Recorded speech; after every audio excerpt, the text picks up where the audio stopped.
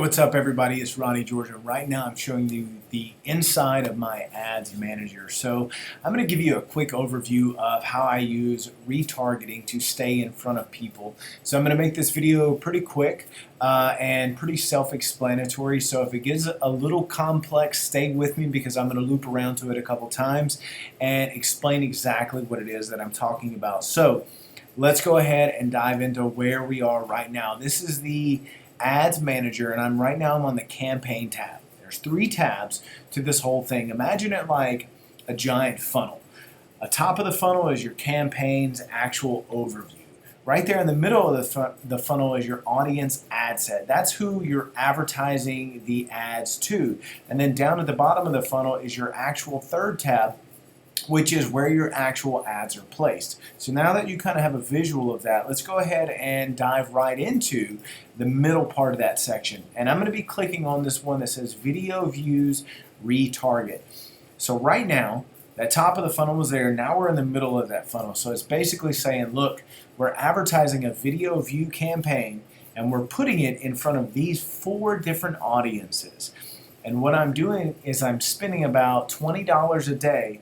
And Facebook, using budget optimization, is putting the best performing audiences in the right place at the right time, meaning that that $20 is not just going to one specific ad or one specific audience. It's going to the best performing one. And here I can show you exactly how. So say, for instance, from March 1st to March 9th, I've already spent $35 on this, and it's only put $5 here, $3.40 here, $1.08 here, and $25 in step 1. So that basically means that either a couple things. 1, there's better performing ads in step 1, or 2, it just means that there's more people in step 1 audience, so it's going to put more money behind it. I'm allowing Facebook to do the heavy lifting. That's what I would encourage you to do. So let's go ahead and dive in to see what step 1 looks like. So step 1, I'm running 4 different audience or 4 different ads to this one specific audience. And I'm going to show you inside that audience in just a minute. So right now, we're at the bottom of the funnel. That basically means that we're running a video view campaign to a specific group of people, and now I'm showing you which ads I'm placing in front of those people. And then I'm going to show you which are the best performing ads of that, and we're going to be able to see how much they're viewing of it, how many people are clicking on it, and all that stuff. This is what's really cool about it. So now if I look here, I'm looking at performance and click. So what I'm running is a video view campaign. So let's look at video engagement because we really want to see how much of our videos are actually being watched, what percentage of them are being watched, and by who and where and what placement. You can see all that within here. So let's go ahead and look at video view engagement. I'm going to scroll all the way to the right, and I'm going to click this little drop down. So now I have 100% view over here. So I'm seeing that this video, Starter Home, a lot of people are starting to watch it at 25%, and a large amount, over 60%, are still watching it at the end of that actual play.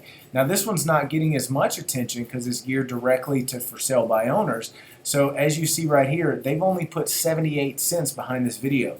The other majority of the money is going to the best performing ones, the ones $10 and $6 behind it. These are the top 2 performing. See, 107 people are starting here, but only 35 are finishing.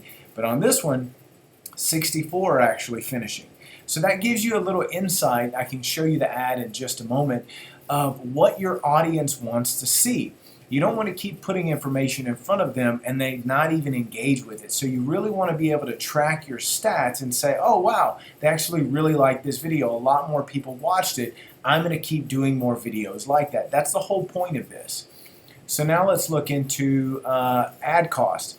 I'm literally getting 3-cent or 3-second views for a penny a piece, which is, great. That means that I'm getting in front of a lot more people at a very, very low cost. And then I can look at 10-second view and playthroughs or through plays. That's actually 15 seconds. So it's costing me only 4 cents and 6 cents to get in front of these people. And I think that that's something that a lot of people overlook, but you really need to pay attention to that because if you're running video views, you want to get the best bang for your buck. You want to be putting your money behind videos that are actually getting in front of more people because, again, the whole point of this whole entire ad campaign is to show you that these people who've clicked on my ad or went to my website or engaged with my page, they're now going to start seeing videos of me. This is not me necessarily trying to sell them anything. This is trying to build brand awareness. I'm saturating their mind and their screens of nothing but Ronnie George videos and valuable information that they're actually consuming. So I don't want to put information out there that they don't want to see. I hope that makes sense. So let's go ahead and look into one specific video. So let's look at the best performing one. I'm going to show you how simple this really is. So I'm going to click Edit, and that's going to open it up right here. And it's going to show you exactly what it looks like. This is exactly what it looks like on their phone. It's basically showing you the headline, the square image of it, and exactly what it can look like on other ones. Now here's a little tip. You see this button right here. If you click it, you can actually send this exact ad to your phone so you can see what it looks like in real time, because it doesn't always look exactly how you see it right here. So if you click it, you'll get a notification on your phone that says, oh, view the ad, click it, and then you can see what it looks like. So now if I scroll down right here a little bit, I'm going to show you, and this is a 1:40 video, so it's not too long, it's not too short, and this is literally the only primary text that I'm using. Buying a home doesn't have to be difficult, just check out the video and see how simple it can be. Now you can already see I'm speaking directly to people about what the video is about. I'm not doing any kind of crazy ad copy. I'm telling them, hey, it doesn't have to be that difficult, just watch the video. And as you see, they're actually watching the video. And then it goes down to a simple headline and a simple description of that. That's where all this kind of comes into play, to show the headline that pops out as well as the description, and then I drive them back to my website to show them a little bit more. And here's a couple different ones. So I think this was Agent on the Hot Seat. So this one, it actually had more detailed text in the actual messaging. So this one was more of vlog or blog style. It's super detailed, it gives some actual points, and then it sends them back to my website, and it shows you right there exactly what it looks like. But here's what I want you to pay attention to. This is all that's going to show up. It's kind of like your headline. So you want to make sure that your best content and that's going to get someone's attention is right there at the very top, because they're only going to show a small portion of it. That's why it's very beneficial to do a preview to make sure that your most valuable content is actually showing up right there. And then I drive them back to my website. Now remember, when you do retargeting as a real estate agent or broker or a lender, when someone first clicks on your ad, they're not going to make a decision right away. You're going to need to saturate them with your content and your information. You need to do it over a long period of time so they get used to thinking of you constantly. This is how to dramatically improve your chances of being the agent that they select, or the lender they select, or the team that they select. You want them to basically click on one of your ads and them see you everywhere. And the reason I do that is I'm going to dive right now into the audience. So let's go back just so everybody's on the same page. I was on this third tab, which shows you the actual ads. Now I'm going to go back to the actual audience, and I'm going to step 1 audience, and I'm going to click Edit, and I'm going to show you what it looks like. I'm going to show you exactly who I'm advertising these videos to. So now this is where it really gets fun.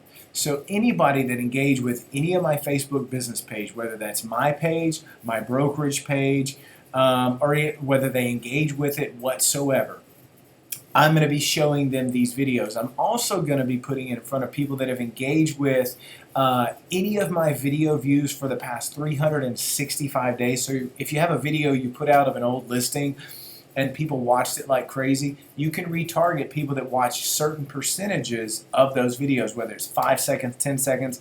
I like to use a larger amount because that shows me they're actually interested. So that way, if I'm running a video and I put it in front of someone who watched 75 or 95% of that video, I know that they're probably either 1, interested in the house, or 2, interested in the content I'm putting out. And then also, if you look down here, Instagram pages. So anybody that engages with your Instagram page, you can retarget them on Facebook as well. And then the last one is my website visitors. So that one only goes up to 180 days. So anybody that clicked on a single part of my website and went to it to view a listing, learn about me, I can now retarget them.